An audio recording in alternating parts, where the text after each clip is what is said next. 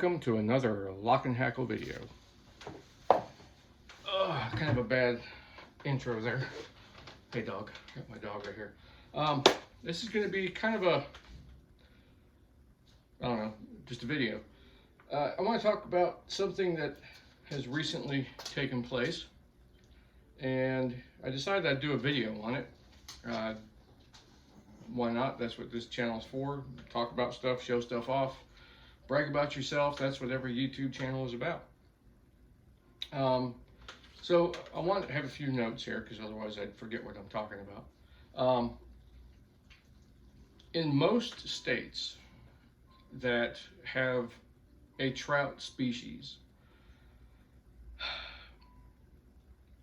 there are very few native trout in a lot of states. On the eastern seaboard, there is a strain of trout that is essentially, tens of thousands of years old, and that's the brook trout, which is actually a char. But I'm not gonna get into the entomology of the fish.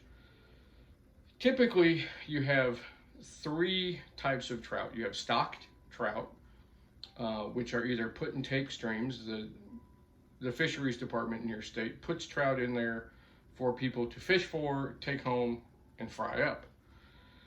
In some places, the put and take is delayed. They put trout, people fish, they should catch them, take their picture, put it back. That lasts for a couple months, and then at the end of that, you take the fish out because they're not going to survive the summer because the stream itself gets too warm. There isn't enough habitat for the fish, such as the salinity of the water is bad, the turbidity of the water is bad, and there's not a lot of food source for the fish, so they're going to die out anyway. And those two species of fish are typically rainbow trout and brown trout.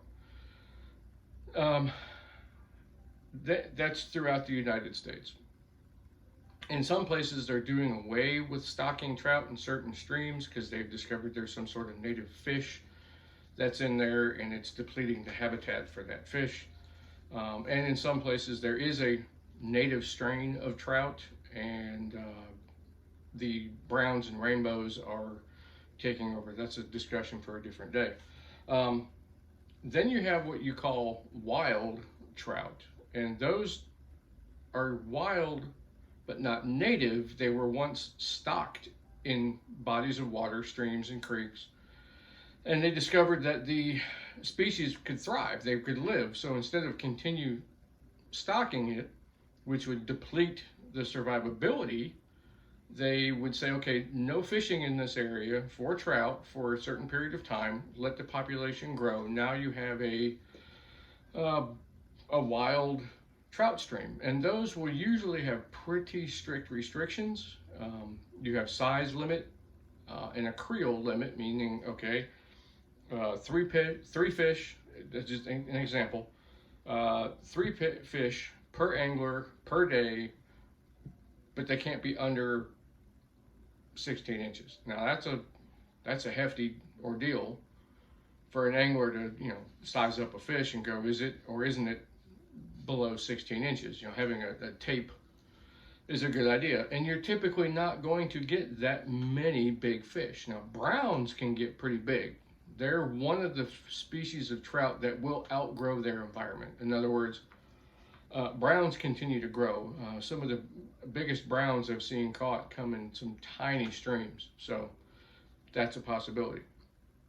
So you have stocked trout, which are put and take. They're put there for anglers to enjoy, take home, take their kids.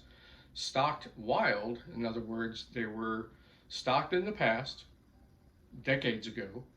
Biologists discovered that the fish were thriving, or maybe not thriving, they were and are reproducing. So they put restrictions on the stream to better develop a herd of fish. So then you have what's native. Native trout. Those are trout that have been there since the millennium. Now, on the eastern seaboard, I mentioned something called the brook trout. If you watch any other YouTube videos or live in an area where there are brook trout, they were endangered for a long time because people stocked trout in these waters, and they overfished. So, is the brook trout in danger of being extinct? I don't think so. But in our state, I live in the state of Georgia.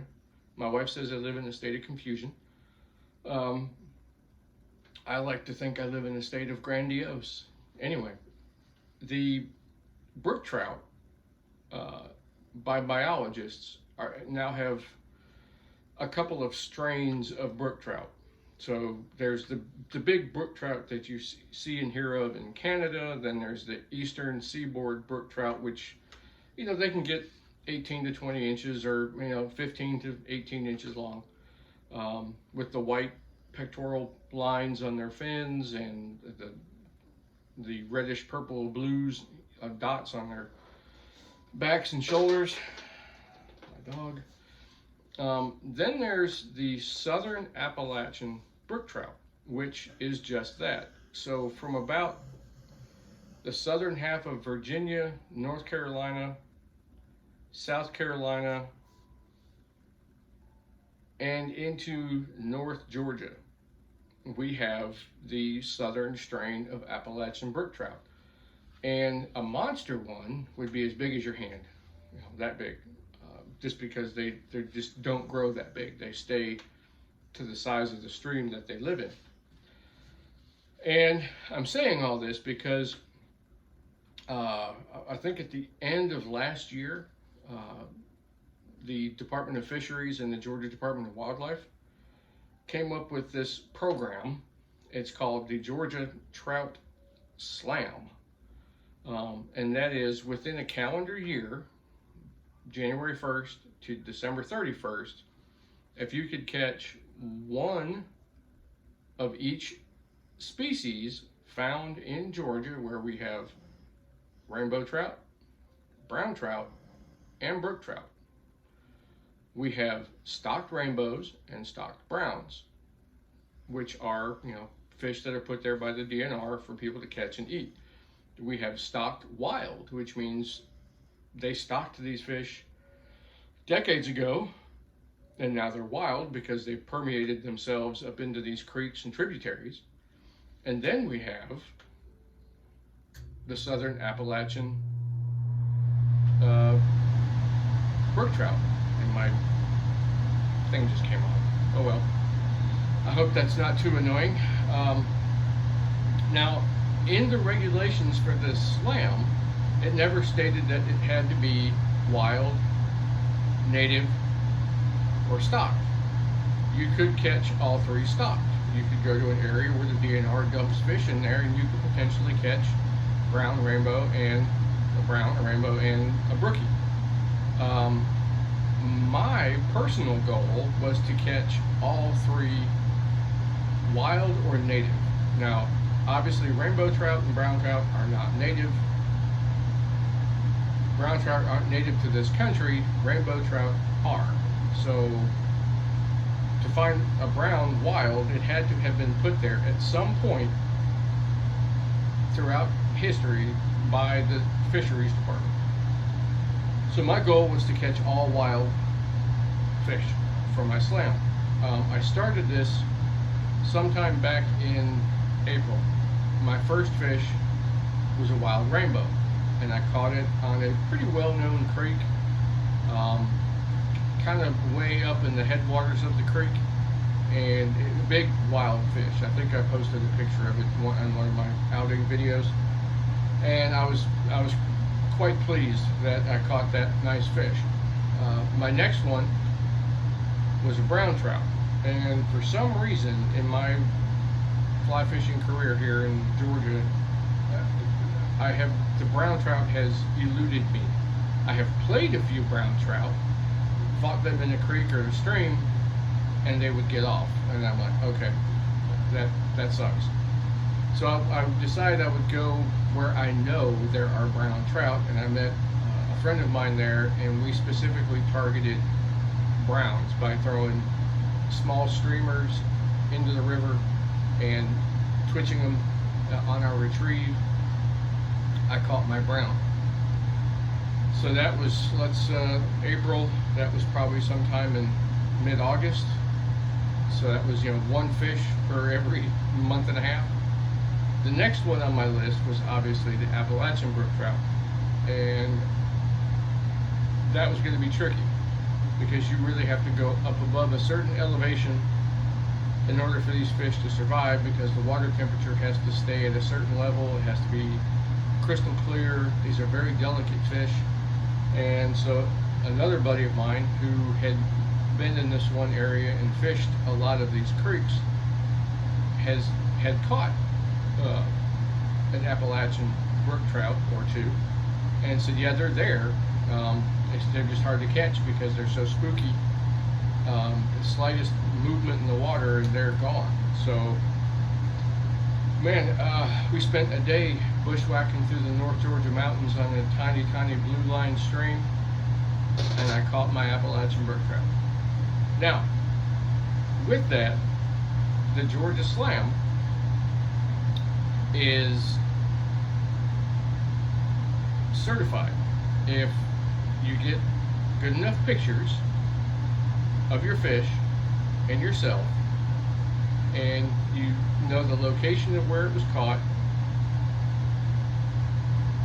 and the month, I believe, the photo, you send in the photo, the area, time and date, all that stuff on an e-form, and you send that off to the DNR.